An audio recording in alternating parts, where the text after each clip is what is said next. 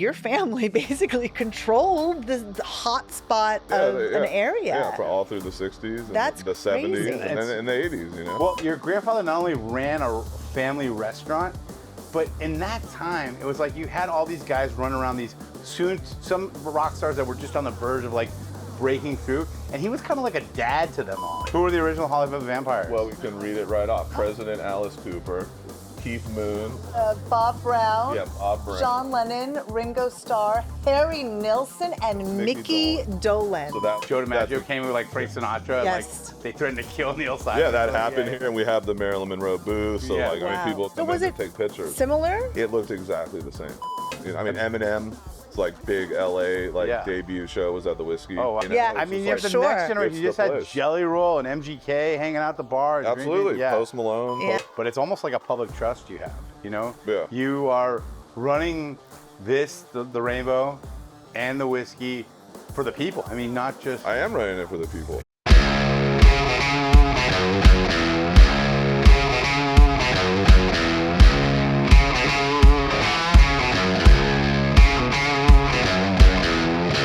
Hello, friends. Welcome to 90who10. It's me, Jessica Entner, sitting here with... Dan Eisenstein. And we're sitting here in the Rainbow Bar and Grill. Yes. World famous, iconic place with Mike Maglieri, owner of the Rainbow, owner of the Whiskey, grandson of the Pope of Sunset Boulevard, Mario Maglieri. Thanks for being here, Mike. There you go. Hello. Yeah. Hello. Hey, Mike, good to Hello. see What's you. up, guys? Right? Now you have to live up to this. Yeah. Yeah. Yeah. Big build up. Yeah. Let's talk about it. Your grandfather, Mario. Yeah. Mario Maglieri. Yeah. Yeah, it says downstairs what? The Pope of the Sunset Strip, right? That's what he was known as. Yeah. Yeah. Wow. Legend. Yeah. Yeah. Huh? How did this place get started, the Rainbow? Well, the Rainbow came after like the Whiskey. The Whiskey came first. So the Okay. Whiskey opened in '64. Yep. So it was kind of like it became the hot spot. Everyone was hanging out. Bands were playing. The Whiskey. Yeah, the Whiskey. Then obviously the Roxy, and then this. This came first. This then was the- 72, right? This was '72. Roxy Right. was '73. Yeah. Yeah. So '72. So by the time this opened, everyone was already kind of hanging here. So this Yeah. was like the rock hangout. But he didn't open the Whiskey. The Whiskey was already open, right? A friend of his came out here to like start some stuff. Elmer, Uh-huh. who was one of the like, Elmer Valentine? Elmer Valentine, Yeah. came out and brought him out to like run the place. Like Yep. he'd always said like he called him and was like they're robbing me blind, and they ran restaurants in Chicago together. So, yeah, your grandfather was from Yeah. Chicago. That's what I was going to say. So Yeah. how'd they get into this So business? he They were brought already him out. restaurants. He brought him out to manage, Yeah. the Whiskey, and he was like, I don't know. Within a year, he bought out the investors Yeah. and like bought into it, and left the family in Chicago, and then brought them all out. Yeah. and was like, all right, we're doing Nice. this, and Yeah. that's where it started. And that was '64. Okay. So So, this- at that time, the Whiskey was Elmer, and who else were? Elmer and Lou and Lou Adler. and Mario and my yeah, grandfather. Mario, yeah. That was. And then in 72, they opened the Rainbow, right? they all opened yeah, Right. '72. They all opened the Rainbow together. Yeah. I think at one time, because I know the Adler family, I think one time I was talking to Lou, and he was saying that when they opened the Rainbow, and the Rainbow was a place called the Villanova, It was the Villanova. and yeah. it was owned by Liza Minnelli's father, right?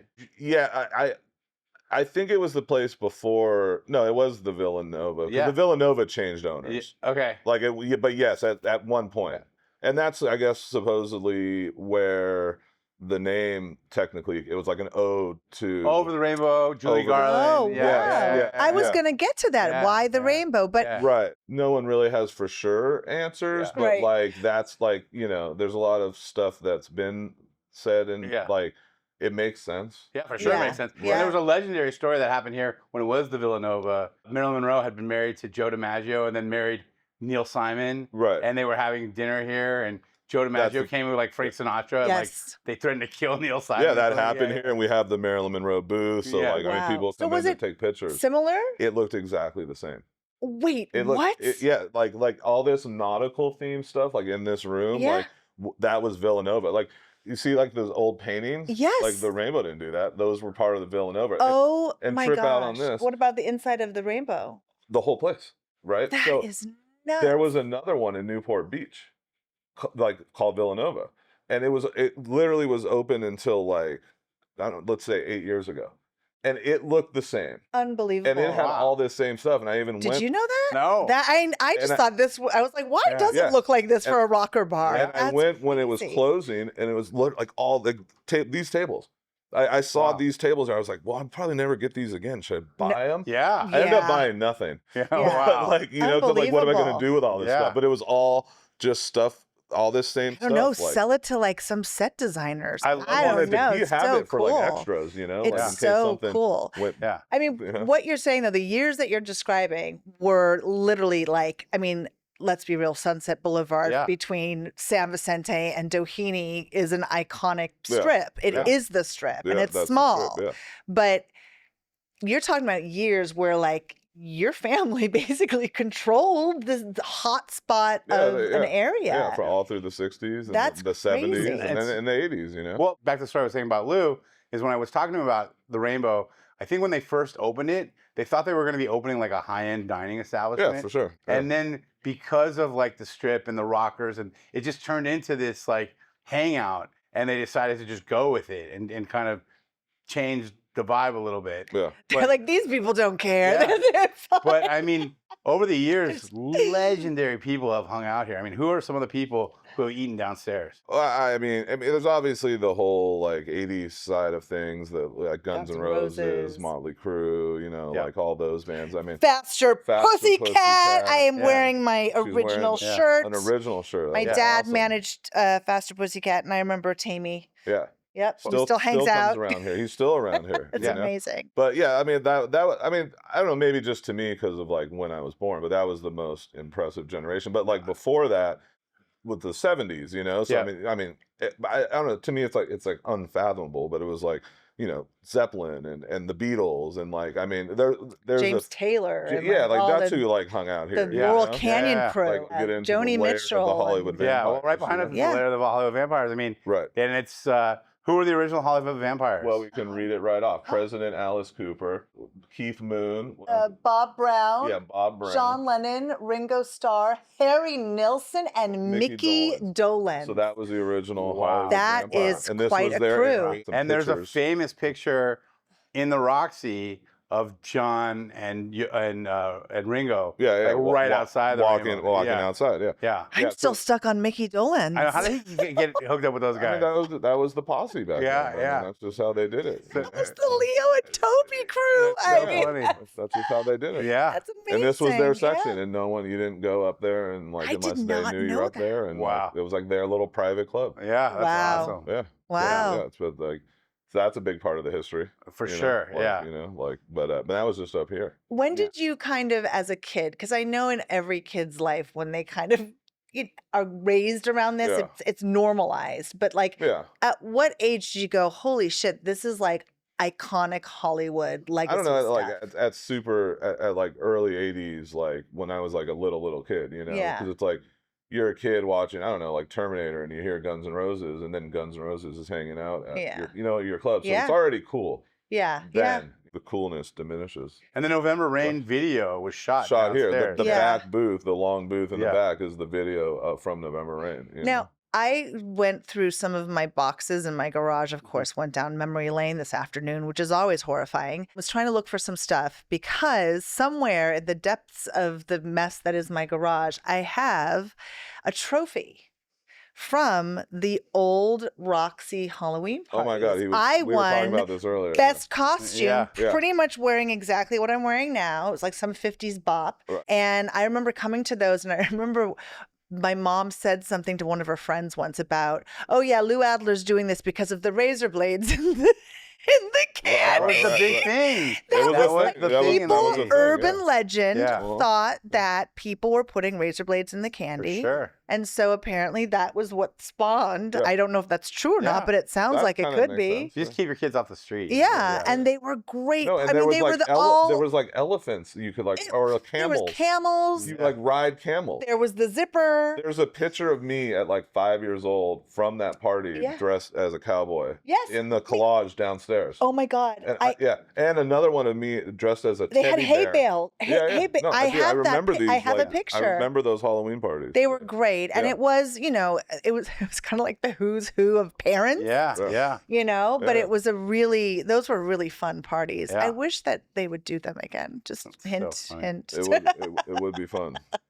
You have kids. We have kids. I mean, yeah. I'm I'd be all in. for it, yeah. I'll plan it. So you, as a child, you grew up. Did you grow up off the Sunset Strip? I grew up down here. This is like, grew up in this area. Yeah. Like I hung out here, went to shows here, like. So was your dad pretty involved in the family business? Absolutely, yeah. He came over. I mean, he was here, and then I think he was like 13 when he came to LA. Your dad? My dad. Yeah. He was like 13 years old, and he started out as like a busboy at the Whiskey. Wow. So that's like, what, 64, Yeah. right around there, from busboy to whatever, and doing this, and were you part of opening this, and he's been involved the whole time. Yeah. Were you working summer jobs here when you were a kid? Yeah, all the time. All the time. Yeah. And is that kind of, because before you own it and run it now. Yeah. But before you had a career, as a music manager and promoting clubs, is that how you kind of got that spark for that? Was from being here and seeing that, you think? Yeah, I mean, I don't know. I think I just had a spark for music in general, and it was just natural to to do what I was doing. I remember like throwing shows at like other places, or like doing like raves, and like like putting other events together, and like my grandpa being like, "Well, why don't you do a show?" And I'm like, "Well, all right." And like you go to the bands in your school or whatever, and then you put a show together, and it was like, all right. I don't know. That's just like, I don't. Yeah, it felt natural. Yeah. Like yeah. And just never stopped. And this is like, I'm like 14, 15 years old doing this, Yeah. So, and I've literally been doing it ever since, like here we are. So wait, when did you take over? So like about then, so like, I mean, like 15, 16, like, I don't know, like in my early 20s, like I was already throwing a lot of shows all over and here.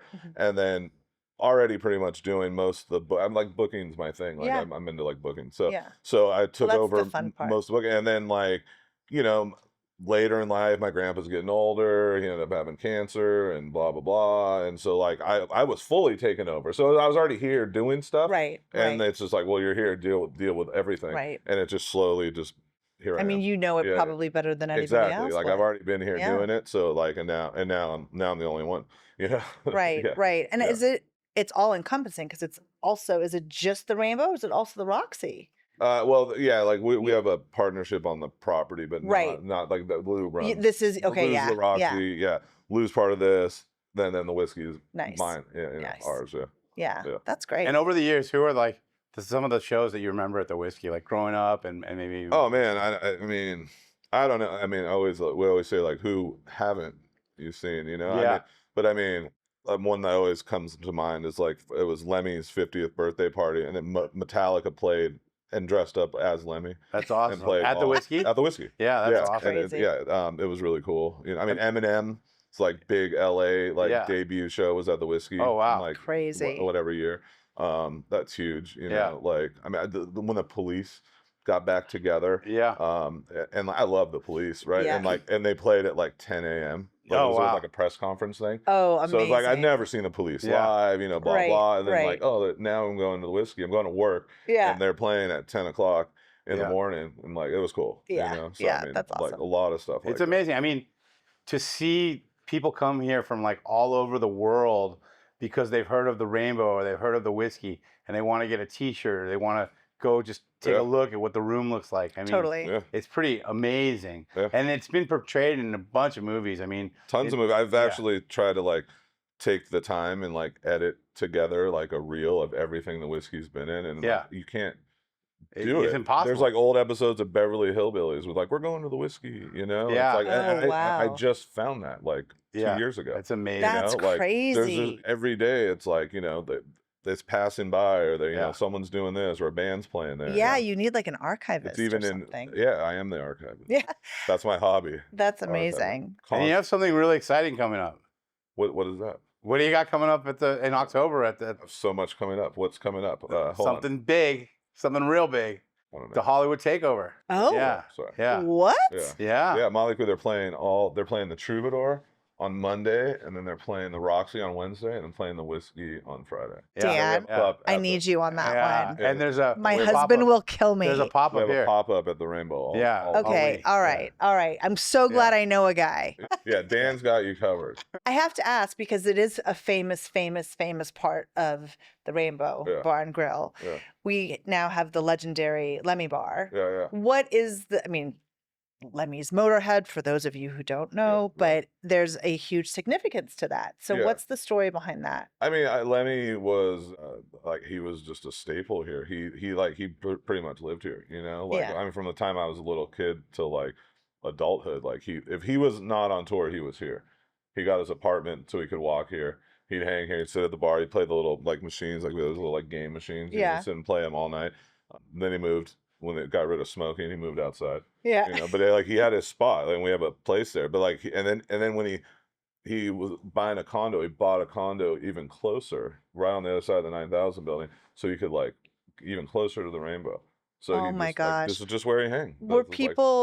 Did people bother him, fans all and the time. stuff? Yeah, and he'd have he'd have like his guy, he'd have his like homie, some dude bodyguard, you know, like and he was great with fans, you know, like sometimes they get annoying, you know, but like no, he was very good with people. And, amazing. Like, he was just here to hang, and he was like pretty quiet, you know, like he did his thing, drank his drink, you know, smoke his cigarettes, play his game, you know. That's amazing. Yeah, but so this was like his spot, like he was like you know, he's part of the family, you know, he was here like every day, you know. There's a life-size. So he passed, and we had it was actually all crowdfunded, you know. Oh, that's amazing. It was a guy that was working with us at the time, like came up with the idea, and it was just like, I don't know, it just came, and we were like, now there's a full-size, life-size bronze statue of Lemmy downstairs. Is this place, has it been named a historical landmark? Yeah, we just went through all this like 2 years ago, and all 3 clubs are historical landmarks. Amazing. I was gonna say, I feel like we've just like scratched the surface. I mean, even with the Roxy next door, I mean, you know, there was just 50 years of the Roxy at the Grand Museum. I mean, and I mean, right at the head, right, what jumps off the top of my head is Bob Marley. I don't know why that one's that's to me too. iconic. It's like the way people think of the Doors and the Whiskey, I think of Bob Marley and the Roxy. Yeah, for sure. Like, yeah, and it's not just even those shows and who played those shows, but who came to see those shows. Yeah, of course. Like at that Bob Marley show, I mean, I think like Eric Clapton was here, and like all kinds of people, just like Robert De Niro, like all these interesting people that came to see the show. Yeah. You know? Yeah. At that time. It's amazing. It was a really, I mean, look, I'm excited for Motley Crue coming up because I feel like we're going to get a little bit of taste of what that time was like. Yeah. We live in what that time was like all the time. Yeah. I've known Nick Adler for 35 years. And I remember we used to come in here when we were teenagers, and there's a table in the kitchen, and your grandfather would make us sit in the table in the kitchen because he didn't want us, you know, kids out on that was the dining room. When I was a little kid, like when I came to see my grandpa, you go to the kitchen. Yeah. And you'd sit at that table. Yeah. And you'd be like, sit down, let's eat some food. And like, that's where you ate, was in the kitchen. Yeah. Like that was the spot. And the table's still there. That table is still there. Yeah. I did not sit in the kitchen, and I saw all the things. Yeah. Like I would sit in the living room, and my dad would have Quiet Riot, and they'd be doing some press thing and all the things, and I'm 5. I even have people from like out of town that come here, and they're like, let's have dinner at the Rainbow, and like they want to eat inside, and like I don't want to eat inside. Yeah. Like it's just like I've never hung in there. It's weird, you know? For sure. It's too busy. It is. The funny thing is with the Rainbow too, I mean, it's this iconic historical place where all these rock stars. The food is great. It is. It's awesome. So what's the story behind the food? Because it is. They're all old family recipes. They're all Italian. Like, it like literally we like have like a lot of most of the same like purveyors, like you know all the same, like you know, like good quality. Everything's fresh. Everything's made like you know your chicken finger's not like frozen. It's like We've always done it the same way. And what are the hours? Because it closes late. Yeah, Monday through Friday, 11 a.m. to 2 a.m. Yeah. Listen, if you want to get a good meal in LA, and it's past 10 o'clock, totally, this is the only place to go. It is. Yeah, we're open till 2 every day. Yeah. We're even open on Christmas, Thanksgiving, every holiday. Oh, that's good. But when you're talking about the food, it makes me think of Miguel. So there was a chef here. You used to say on the menu the story of Miguel, that I guess Miguel was he was a busboy here, And he was I think he was a busboy at the Whiskey or the Roxy. Oh, was he? And then came over here and, he was started cooking. Yep. And your grandfather or Lou or they were together and they saw him cooking and they're like, "What are you cooking up?" And he fed them. And they're like, "This is great." And they made him the chef. He was the best. He had the greatest personality, dude. The best guy ever. But great. One of my favorite things about Miguel is if you ever see Cheech and Chong Up in Smoke.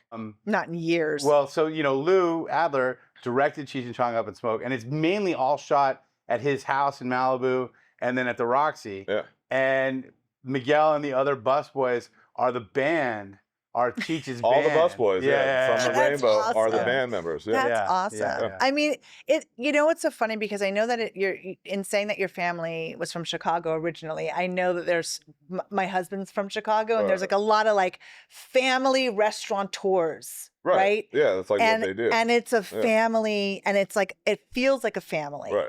And just the way you're describing this and the connections that like it is the same. It's great. And there's not a lot of that in LA. There's not a lot. But the funny thing with your grandfather too, in my memory of him.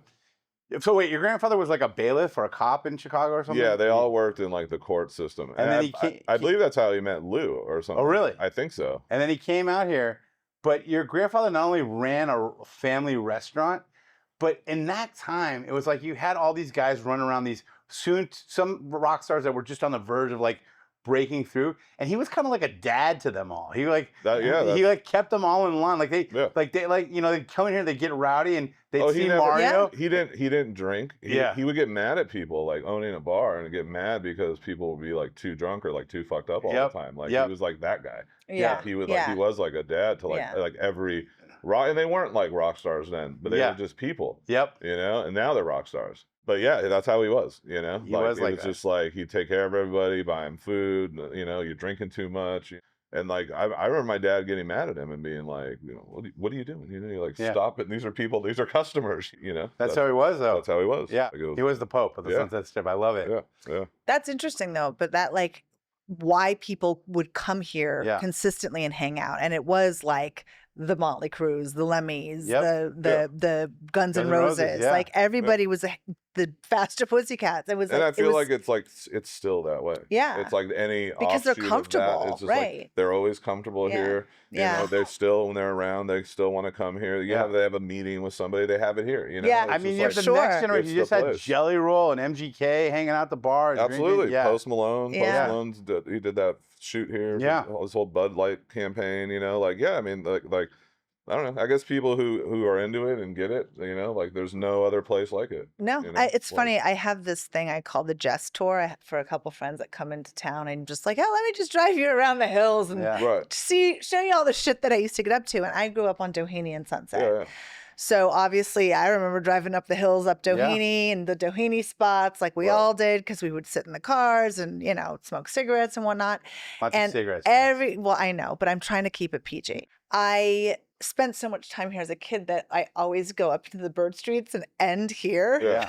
Because it's that kind of like, if you are in LA, just plugging the place too. If you're in LA, like you have to come by. You gotta have a drink. You gotta have some food. I mean, it really is that. It's like the most LA place that's still around. It's funny because these three buildings, I feel like. I mean, there's the Moose on Frank's. But that's about it. I mean, there's a handful. Gone. There's a handful. And that's the funny thing. I mean, not only are you running a family business, but it's almost like a public trust you have. Yeah. You are running the Rainbow and the whiskey for the people. I mean, not just. I am running it for the people. Yeah. It is for the people. It's for the sake of just like the music scene. Yeah. The rock and roll dream, going to a show, coming up here, having a drink. And in the 80s, it was like these bands would get together.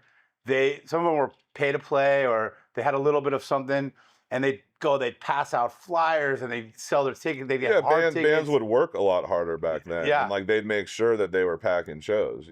Just like everything else, it just starts to get kind of cookie cutter and, and bands get lazy or they think, oh, I'm playing the whiskey, I'm just going to draw a bunch of people. And it's like, we're not in the 80s anymore.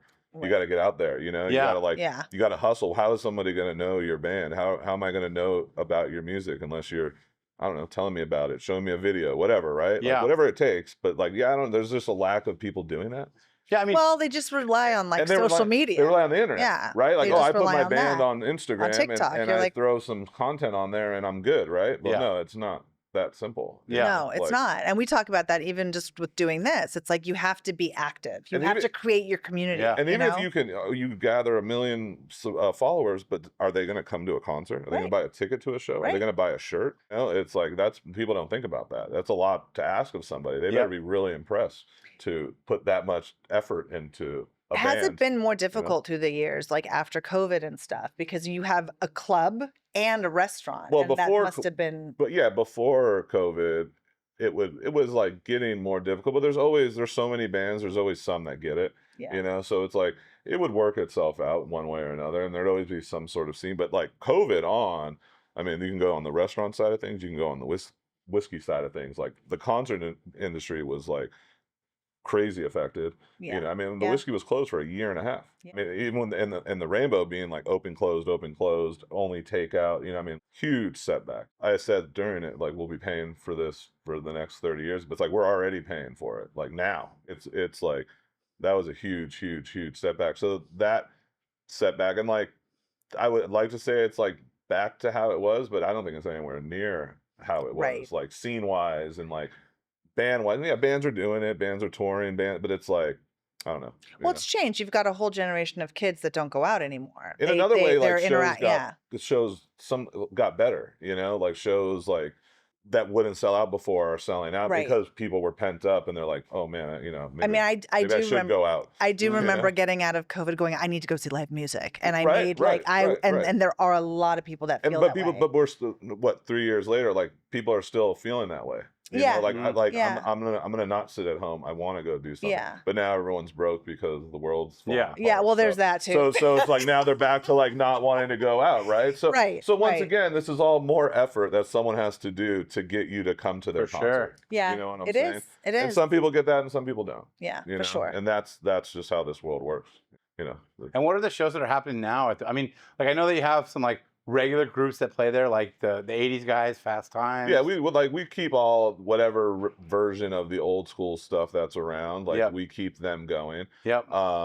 In one way or another. I mean, we still book the Faster Pussycats, LA Guns, Quiet Riot, Love like it. still plays, you know, like Yeah. all these bands. And so a lot of that stuff, but that stuff's dwindling. There's every generation of music. Then there's like the 90s versions of the 80s bands, you know, Right, like right, all the the 90s resurgence, ones. So yeah. like they all have either some of those bands are around or they're not, you know, Sponge and, you know, fun bands like that. If I'm a you know. newer band, right, and I Yeah. want to come play the whiskey, how does that work? You hit up the whiskey, you go to the website, you know, all our guys' emails are on there. You hit Yeah. them up, you send them some music, they check it out, you find a show that works, and you figure it out, you know? Like, Yeah. you know, they'll do some research, they'll see what's going on. Yep. You know? It's hard. Like there's a lot of anybody. And then am I responsible to sell a certain number of tickets? Like, no, it's like- just every situation's different. Yeah. You know? It's like, I mean, if you're drawing a bunch of people, you're going to want a guarantee or something like that. Yeah, you know? yeah. So it's just every band, there's small bands, big bands, you know, Mhm. and at what time they approach the whiskey. It's just What exciting thing to be like a part of something like these bands and then all of a sudden they break. I mean, Totally. before your time obviously was like, you know, the Motley Crues, the Guns Yeah. N' Roses, all these bands you've heard of. Yeah. But in your time that you've been, you know, running the whiskey and promoting shows Yeah, there, yeah. who is somebody that you knew before they broke and now they're like huge? Everybody. I mean, all Like, who stands out all to the you? great System of a Down, Yeah. Linkin Park, Mhm, you mhm. know, Yeah.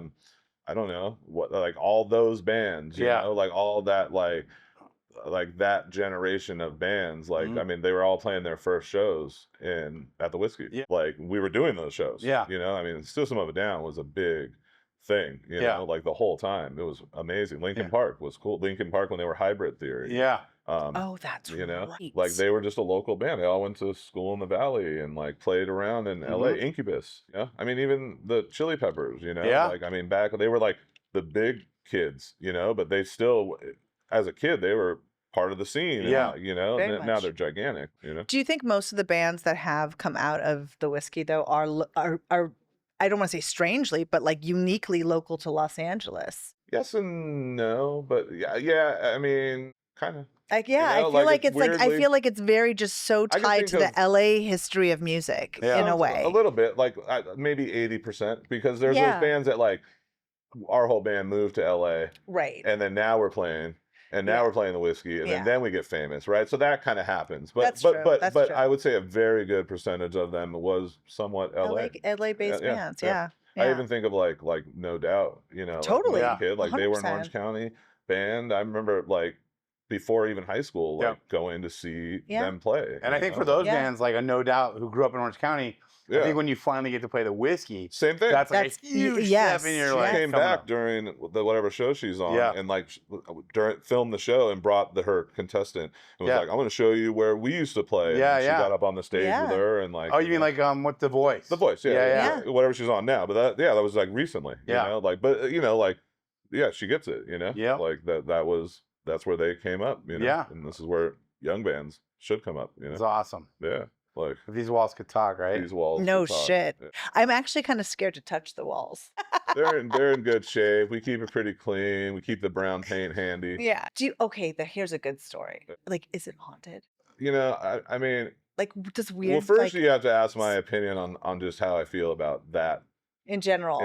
Okay. Right? So like I'm not big on haunted stuff. Right? Okay. We'll start that. Okay. So we've had so many people. We had one recently who come in. They like do this stuff in the room, and they at the whiskey here and both places. I mean, a lot. Like through my life, like handfuls of like groups, and some are legit, some aren't. Whatever. I don't know. I mean, I've spent a lot of time with nobody around, quiet in the middle of the whiskey, thinking some weird shit might happen. And I've never seen anything weird. And I feel like if it was going to happen to somebody, it would be me. Right. Right. I would have, but maybe it's because I don't believe. I don't know. But you have to believe. No, just kidding. I mean, I've had people like that who like, you need to believe. And I don't know. I don't. No, I do think some people are more sensitive to it than others. But yeah, I don't feel any. During one of these encounters, the person was like, at the whiskey was like, I sense something, and like in a person, and they spit out this, I don't remember, they spit out the person's name, but I remember they were talking to the bartender earlier here, and their girl was talking about a person from the Rainbow, but in her like sensing, she sensed this person at the whiskey. So I'm like, no, she just took that from the conversation and pretended like she sensed it, because she didn't hear this person's name. She heard the person's name earlier. Yeah. So he's like, and I'm done. I don't know. I ran into Queen Mary. Dude. Oh, yeah. Right. I actually went with a friend there, and that's supposedly, right? Okay. The most haunted place in America. Sure. Okay. Yeah. And I don't know. I never felt or saw anything. Right? That's exactly how I feel. Yeah. And it's a very good comparison. Yeah. But you know what's funny is that you were sitting here and talking, and you know, I basically grew up on the Strip, and I love this place. I mean, I've told you right before we even started how I feel at home here, and the Roxy and the whiskey, and I feel how lucky we are. I mean, imagine if Mike would have like wanted to be, I don't know, anything else, like an astronaut or a, I mean, we're so lucky that you that it struck a chord with you, and that you wanted to run the family business. Yeah. That's amazing. I just love live music. Yeah. I love live music. Enjoy it. I still enjoy shows. I still enjoy watching bands. Yeah. You know? Like I still go to shows. Yeah. Like I'm a kid. Yeah. I agree. Like I love live music. So to be part of it and to do it, and that's my job. I just said this to somebody, because I do happen, like you, to see a lot of shows, and there's nothing like having the most basic human experience, which is listening to music with a bunch of people that are feeling it. I don't know why, the energy, but that is why people love live music. Yeah. I mean, and when it clicks, or when somebody can, like, not everybody gets it. No, and it like has to click, and it doesn't even, for me, it's like music, like the genre wise is non-specific. Yeah, for sure. If it's a good show, I just saw Green Day and Smashing Pumpkins. I've never been like a diehard Green Day fan, but God damn it, I knew every song, and did they put on a fucking show? Well, and this is the other thing too. It's amazing. We're so lucky. I mean, we provide experience for people. You know, a friend of mine passed away not too long ago, and at his funeral, multiple people got up and spoke, and one of them was his aunt, and they had talked about how they had gone to the US Festival together. Yeah. And she was his aunt, but she was just a couple years older than him. And that was like a bond that they shared throughout their whole lifetime together. And then just recently, before he had passed away, he'd gone to Cruel World, and they had gone to see Simple Minds and like and enjoy and embrace life. And it's more than just a business. You're giving people an experience that they're going to 100%. treasure for the rest of their life. You Yeah. know? Yeah. Yeah. Every generation had like a different bump, right? So you had like the 60s hippies, you had the 70s kind of disco hanger. The Bowie, you know what this place was in the 70s was Motown. Yeah. And like all that all stuff. The disco it was soul. all the disco funk. soul Motown, right? Nice. And then like you know, Stevie Wonder played the whiskey, Yeah. you know, all that stuff. And Elton John. Yeah, that was And the Prince. opening show. Prince played in the 70s. Right, so that was the 70s. Then the 80s, so now that's bringing a whole new group of people to hang out. Yeah. Then the 80s, Guns N' Roses, Motley Crue, blah, blah, blah, Poison. Yeah. They're all hanging out here. All the people want to hang out with them. Yeah. So every year, every generation. And then even as you get into hip hop, I mean, And the 90s, 90s, Ballistics brought hip hop to you the know, thing. like, you Yeah. know, Be like real. all the hip hop people hanging out here. Yeah. Post Malone, Yeah. you know, Yeah. like, I mean, you know, MGK, you know, like Youngblood. Like that was the first show after the pandemic. The funny thing is, like, play. it almost seems to me that, like, if these guys that are now becoming established rock stars, like, they want to come out and hang out here to, like, solidify their legitimacy. I've made it. I'm a Some rock do. star. But I gotta, to really be a rock star, I gotta hang at the Rainbow. It was the place where like you could keep out of like we would never let like the TMZ around, you know, like you could come here to hide. It was that. Yeah. Now with these newer people, it's like it has become the like, oh, let me show off that I'm hanging there, right? Yeah. Like now it's turned into that. Yeah. But it was originally this is where I go to hide. Yeah, right. You know? Right. Like, Yeah, for sure. This is where like nobody messes with me. I can go have dinner inside with my friends and not get harassed. Right. Yep. That's what the Rainbow was supposed to be. Yeah. Just, you know, here we are. You know? I mean, I'm not a religious person, but sharing a musical experience is like going to church. It is. And when But, I mean, the Anderson .Paak for sure. Like, but I don't know how do people? Not everybody gets that. You know? No, I know. Like, people don't I know. feel that way. You know, and it's like I bring people to shows and they're like bored. Yeah. I'm like, how are you bored? You know? Totally. And I get, I guess get that you too. got to have that one thing that makes it click. You take me to sports, and I'm like, "Where's the food?" But you get that same energy, like, you know, I've been a Lakers fan, but like you go to like a playoffs game, you know, but that energy in the room, it feels different. So besides Motley Crue, what else is on? What's coming up at the Whiskey? All sorts of stuff. We always do LA Guns New Year's. Like we've been doing it for a while. So we like to take that week before whatchamacallit, Christmas and New Year's, and just like fill it with shows. So like Quiet Riot's playing that week. Amazing. Stephen Piercy from Rat is playing that week. LA Guns, Faster Pussycat is playing that week. So it's just a week of just fun shows. You got So aside from all these shows coming up, just to kind of, where are you now? You're dad. You're mentioning your dad. Dad, yeah. I mean, this is what I do. This is my life. Shows are my life. You know? Shows, more. I always say that. Shows, more shows. Yeah. You know? Like, is your kid into music too? My kid's into music, more so Olivia Rodrigo. Right, but, right, like, you know, right. she's into We have music. time, and she's good. I try to push my stuff on her. You know, it's hard. They find it. Don't worry. Yeah, she'll find it. Yeah. She gets into it. I think she's more acceptant than someone who, you know, like she's open to it, I guess. Yeah. You know, like they have a lot more music to get through than we did. That's for sure. Like I try to play metal, and sometimes it gives her a headache, but sometimes she's actually like digging it. It's funny. My youngest daughter, when she's 15 now, but when she was like in kindergarten, I would take her to school, and she'd want me to put on there was like a death metal channel, and she would like, she's a little blonde haired girl, and she was like rocking out to like Ozzy on the way to my school. God, that's hilarious. See, I'm the opposite. I'm trying to play the death metal channel, and she's trying to listen to some like YouTube thing. Right. Oh, YouTube. YouTube. She loves YouTube. Yeah. They all do. They unfortunately, they all do. Their life revolves around YouTube. Yeah. And now TikTok, and that's where a lot of these bands are coming from. I try to push her. I try to push the TikTok. I'm like, you should check out TikTok because you just love watching these stories. She loves YouTube.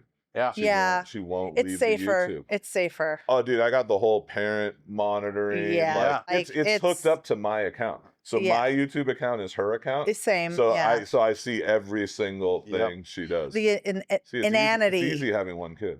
It really is. Yeah. I know. Right? It is. It's nice. Sorry, Dan. Way easier to have control over those type of situations when it's like, I just put one kid's on your thing, you know, boom, boom, boom. Yeah. You know? Like, well, what I was going to say is if you're listening to this and you're coming to visit LA, definitely come to the Rainbow. Well, you kind of have to. If you're curious, don't go to Hollywood Boulevard. Trust me, it's not where to go. Go to Sunset. Go to the beach. Go to the Rainbow. Go to the Rainbow. Have a meal and go see a show at the Whiskey. Yeah, for sure. And you say hi to Mike. I mean, you can find him. You're here all the time. Yeah. He's in the kitchen sitting at the table. Yeah, not so much. No, he's usually out on the patio hanging out. I like air. Yeah. Yeah. You are awesome. Thank you so Thank much for you. doing Yeah, thank this. you guys for I didn't having even me. get to this just before how do you guys know each other? Drew here? I mean, I grew up with Nick Yeah. Adler, and then I mean, we had to have met in passing. But as you started coming here, he was like, I knew Nick. He was part of Ballistics, and Yeah. I was a kid. Yeah. I remember Ballistics, Of course. right? And like that was Nick's thing. So like, and his thing, they worked together. So and I knew all of them, you know, and David, like you know, like he's always lived around us. So like I don't know, I just knew all of his people, and then he reminded me that like, oh, I'm part of this team. So here we are, you know. Amazing. Like, you know, like he's just like we may not have been friends then, but we were friends by association. For sure. Yeah. And then now it's just like, all right, well, we're already cool with Right, each other going into it. Right. I So love that. Here we are. Thank you so much for coming. It's nice to meet you. Nice to meet you. Officially. Yeah. Thank you guys for joining us on this episode of 90who10. Don't forget to like, subscribe, tell your friends. Thank you again for joining us on this 90who10 episode. We will see you next time.